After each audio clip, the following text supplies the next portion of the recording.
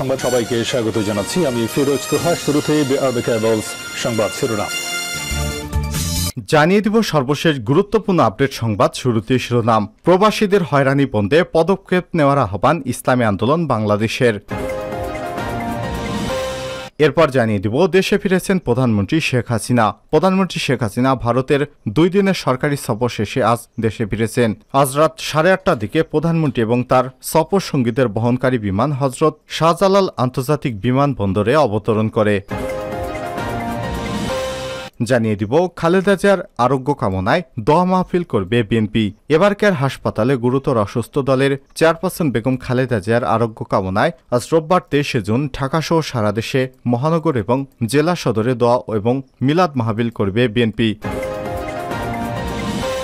এদিকে বাংলাদেশের চেতনাকে মুছে ফেলতেই বারবার ধ্বংসের চেষ্টা আওয়ামী লীগকে বলে অভিযোগ করেছেন আওয়ামী লীগের সাধারণ সম্পাদক এবং সড়ক পরিবহন ও সেতুমন্ত্রী ওবায়দুল কাদের। জানিয়ে দিব রাজনীতিবিদদের দুর্নীতিবাজ বানানোর অপতৎপরতা চালাচ্ছে বিএনপি, অভিযোগ করলেন সড়ক পরিবহন ও সেতুমন্ত্রী ওবায়দুল কাদের। এবং সর্বশেষ জানিয়ে দিব মার্কিন পররাষ্ট্র দপ্তরে ইসরায়েল ফিলিস্তিন বিষয়ক শীর্ষ কর্মকর্তার পদত্যাগ। মার্কিন পররাষ্ট্র দপ্তরে ইসরায়েল ফিলিস্তিন বিষয়ক এক শীর্ষ কর্মকর্তা পদত্যাগ করেছেন। চলতি সপ্তাহে তিনি পদত্যাগ করেন। আজ ওয়াশিংটন পোস্টের এক প্রতিবেদনে সব তথ্য জানানো হয়েছে। পদত্যাগ করা ওই শীর্ষ কর্মকর্তার নাম অ্যান্ড্রু মিলার। ব্যক্তিগত কারণ দেখিয়ে তিনি পদত্যাগ করেছেন। প্রিয় দর্শক, এতক্ষণ শুনছিলেন সংবাদ শিরোনাম, এবারে বিস্তারিত।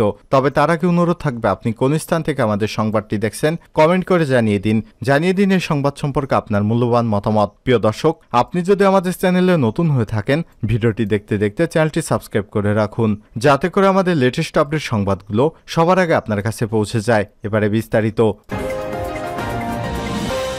প্রবাসীদের হয়রানি বন্ধে পদক্ষেপ নেওয়ার আহ্বান ইসলামী আন্দোলন বাংলাদেশের।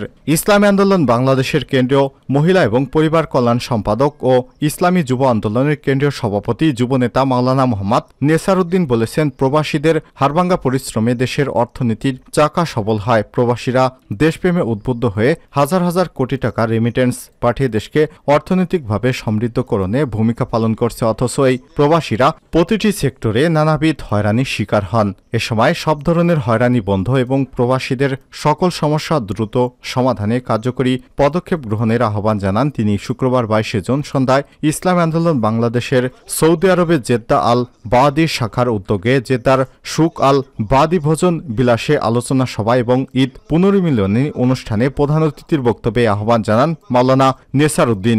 এ সময় তিনি বলেন, পাসপোর্ট নবায়নের সমস্যা, ছুটিতে দেশে গেলে এয়ারপোর্টে কর্মকর্তা কর্মচারীরা তাদের মানুষই মনে করে না, তাদের সঙ্গে যা তা ব্যবহার করে তাদের সামানাপত্র ফিকে মারে, লাগেজ আটকে রাখে, লাগেজ খুলে মালামাল নিয়ে পালিয়ে যায়। এসব ঘটনাও হরো ঘটছে। এভাবে নানাবিধ সমস্যায় প্রবাসীরা জর্জরিত। মাওলানা নেসারউদ্দিন আরো বলেন, প্রবাসী অবঞ্চিত ঘোষণা করা হয় প্রবাসীদের। প্রবাসে অবস্থিত বাংলাদেশের দূতাবাস কর্মকর্তারাও অত্যন্ত খারাপ ব্যবহার করে থাকেন প্রবাসীদের সঙ্গে। পাসপোর্ট নবায়নে গড়িমসি করে হয়রানি করে থাকেন প্রবাসীরা। কাগজপত্রের সমস্যা, কাজের সমস্যা এবং ইকামার সমস্যায় বেশি ভোগেন। বিদেশে কোনো প্রবাসী শ্রমিক কোনো সমস্যায় পড়লে দূতাবাসে জানালেও তারা খুব কমই কেয়ার করেন। এগুলো সমাধানে দূতাবাস উদ্যোগ নিলে খুব সহজেই সমাধান হয়ে যাবে। প্রবাসীদের সঙ্গে খারাপ আচরণ করলে তারা কিভাবে প্রবাসে থাকবে? এমনি তো প্রবাস জীবন খুবই কঠিন। বাবা মা, ভাই বোন, স্ত্রী, আত্মীয় সন্তান ফেলে রেখে জীবন যুদ্ধে বেঁচে থাকার তাগিদে বিদেশে পাড়ি জমান। এর মধ্যে যদি সরকারের বিভিন্ন সেক্টরে হয়রানি এবং সমস্যার সম্মুখীন হতে হয় তাহলে বিদেশে যার আগ্রহ হারিয়ে ফেলবে অনেকেই। এতে বাংলাদেশের রেমিটেন্সের প্রবাহ কমে যাবে, দেশ দেউলিয়াত্বের সম্ভাবনা হয়ে যাবে। এজন্য সব ধরনের হয়রানি বন্ধ এবং প্রবাসীদের সকল সমস্যা দ্রুত সমাধানে কার্যকরী পদক্ষেপ গ্রহণের দাবি জানান তিনি।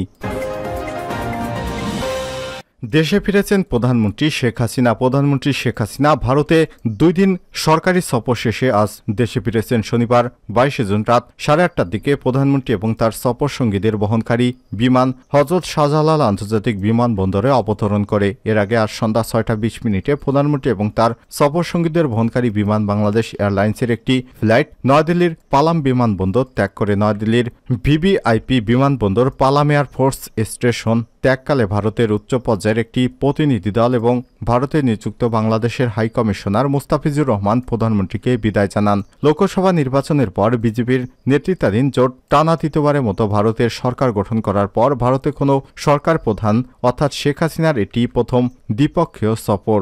এছাড়াও এই সফরটি ছিল ভারতে 15 দিনের কম সময়ে ভারতের রাজধানীতে শেখ হাসিনার দ্বিতীয় সফর। এর আগে তিনি 9 জুন মোদির শপথ গ্রহণ অনুষ্ঠান এ আমন্ত্রিত বিশিষ্ট ব্যক্তিদের মধ্যে ছিলেন। প্রধানমন্ত্রীর এ সফরে ঢাকা নয়াদিল্লি আজ দুটি প্রতিবেশী দেশের মধ্যে ক্রমবর্ধমান সম্পর্ককে আরও সুসংহত করতে 7টি নতুন এবং 3টি নবায়নকৃত মোট 10টি সমঝোতা স্বাক্ষর MOU স্বাক্ষরিত হয়েছে। শুক্রবার 21 জুন বিকেলে 4:45টায় সফরসঙ্গীদের নিয়ে পালাম বিমানবন্দরে পা রাখেন প্রধানমন্ত্রী শেখ হাসিনা। এ সময় প্রধানমন্ত্রীকে স্বাগত জানান ভারতের পররাষ্ট্রমন্ত্রী এবং পরিবেশ বিষয়ক প্রতিমন্ত্রী কীর্তিবর্ধন সিং। খালেদা জিয়ার আরোগ্য কামনায় দোয়া মাহফিল করবে বিএনপি। রাজধানীর এবারকের হাসপাতালে গুরুতর অসুস্থ দলের চেয়ারপারসন বেগম খালেদা জিয়ার আরোগ্য কামনায় রোববার 23 জুন ঢাকাসহ সারা দেশের মহানগর এবং জেলা সদরে দোয়া এবং মিলাদ মাহফিল করবে বিএনপি। এদিন ঢাকার নয়াপল্টনে বেলা 11:30টায় এ দোয়া অনুষ্ঠান অনুষ্ঠিত হবে। এতে দলের মহাসচিব মির্জা ফখরুল ইসলাম আলমগীর সহ জ্যেষ্ঠ নেতারা অংশগ্রহণ করবেন। শনিবার 22 জুন সন্ধ্যায় রাজধানীর নয়াপল্টনে দলের কেন্দ্রীয় কার্যালয়ে এক সংবাদ সম্মেলনে দলটির সিনিয়র যুগ্ম মহাসচিব রুহুল কবির রিজভী এই কর্মসূচি ঘোষণা করেন। তিনি বলেন, ম্যাডাম এবারকার হাসপাতালে ডাক্তারদের নিবিড় পর্যবেক্ষণে চিকিৎসাধীন। আমরা দলের নেতাকর্মী সবাই বিষণ্ণ। আমরা মহান আল্লাহর কাছে তার সুস্থতার জন্য সবসময় দোয়া চাইব।